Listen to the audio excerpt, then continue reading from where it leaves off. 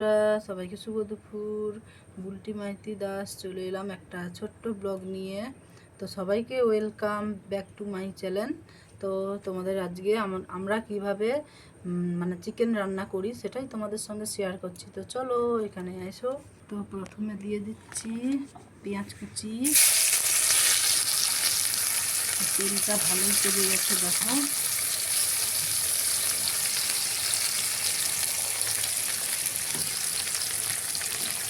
তো পেঁয়াজটাকে ভালো করে নেড়ে নেব।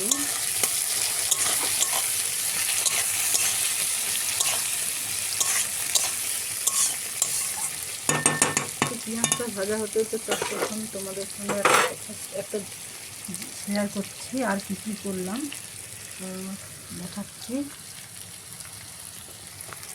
তো এই যে দেখো, চিকেনটা রান্না করবো বলে যে পেঁয়াজ দিয়ে দিচ্ছি, তার আগে দেখো এই যে আলুটা লাল লাল করে ভেজে রেখেছি আলুটা। আর এই যে এখানে চিকেনটা আছে, চিকেনটাকে লবণ ভালো করে ধুয়ে পরিষ্কার করে লবণ দিয়ে মেখে রেখেছি। আর এই যে এখানে আছে টমেটোর কুচি, রসুন বাটা, আর এখানে আছে আদা বাটা। আর এই যে এখানে মশলা জলটা রেখেছি। তার আগে এই যে মাছটা ভেজে নিয়েছি, পাঙ্গাস মাছ লাল লাল করে কড়কড়া করে ভেজে নিয়েছি।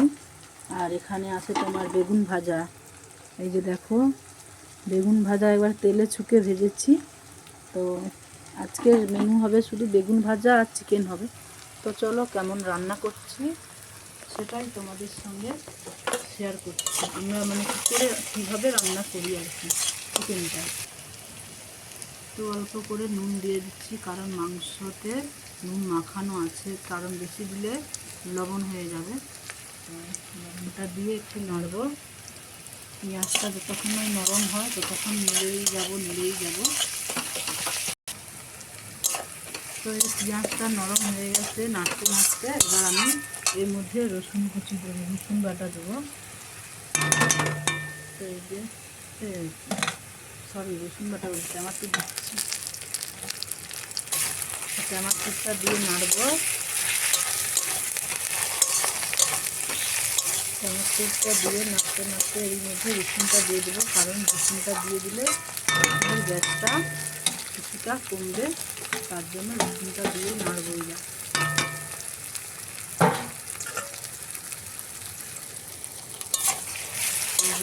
রসুনটা নেড়ে নিচ্ছি। তো দেখো টমেটোটা গলে গেছে। এবার আমি এর মধ্যে আদা দেবো, আদা বাটা দেবো। আদা বাটা দিয়ে একটু নেড়ে নেবো, একটু এদিক ওদিক করে ভালো করে একটু নেড়ে নেবো। দিয়ে এর মধ্যে হলদি গুঁড়ি লঙ্কা গুঁড়ি দেবো।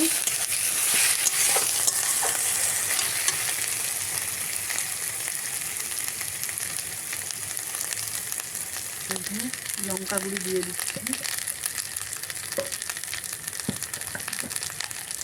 দিয়ে দিচ্ছি হলদি গুঁড়ো। এগুলো সব সানরাইসের, আমি বেশিরভাগ সানরাইস ইউজ করি। এবার এটা একটু নেড়ে নেব।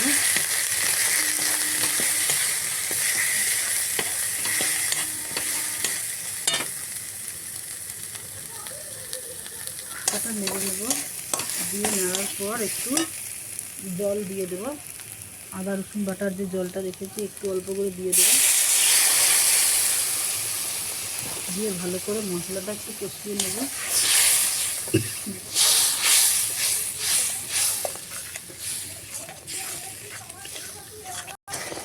তো বন্ধুরা দেখো, মশলাটা কষা হয়ে গেছে। কালারটা দেখো, কালারটা একদম লাল হয়ে গেছে।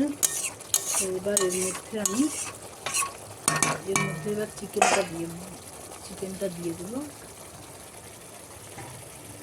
এই যে নুন মাখিয়ে রেখেছিলাম, এবার এই চিকেনটা এর মধ্যে দিয়ে দিচ্ছি। এর মধ্যে দিয়ে দেবো আলুও দিয়ে দিচ্ছি, লাল করে ভেজে রেখেছিলাম। এর মধ্যে আলুটাও দিয়ে দিচ্ছি, দিয়ে ভালো করে এটাকে কষে নেব। এরকম করে ভালো করে উপাস করে ভালো করে কষিয়ে নিচ্ছি।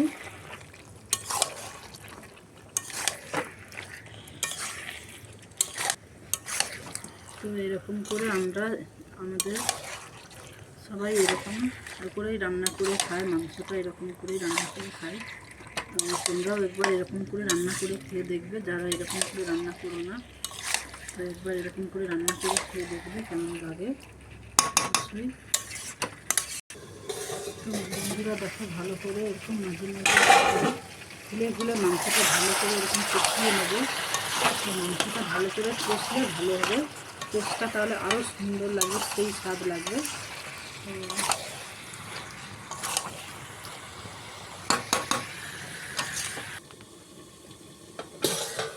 বন্ধুরা ভালো করে কষিয়ে নিচ্ছি মাংসটাকে, কারণ ভালো করে না কষলে হবে না। তো মাছটা হবে আমার কষা প্রায় হয়ে গেছে, মাংসের দেখো তেল পরপরই হয়ে যাচ্ছে।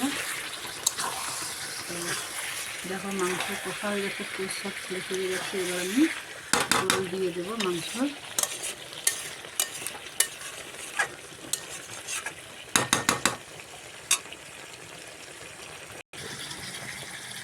তো বন্ধুরা এবার মশলা জলটা দিয়ে দিচ্ছি মাংসের মধ্যে।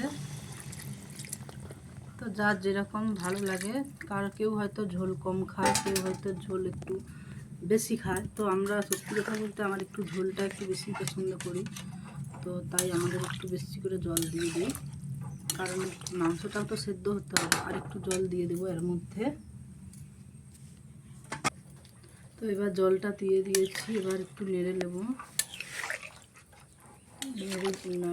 ভালো করে নেড়ে নিচ্ছি। দিয়ে এর মধ্যে ভালো করে ধার দিয়ে এরকম করে ছাড়িয়ে দিচ্ছি, কারণ দেখতে কেমন একটা লাগে তার জন্য। দিয়ে থালাটা চাপা লাগিয়ে দেব।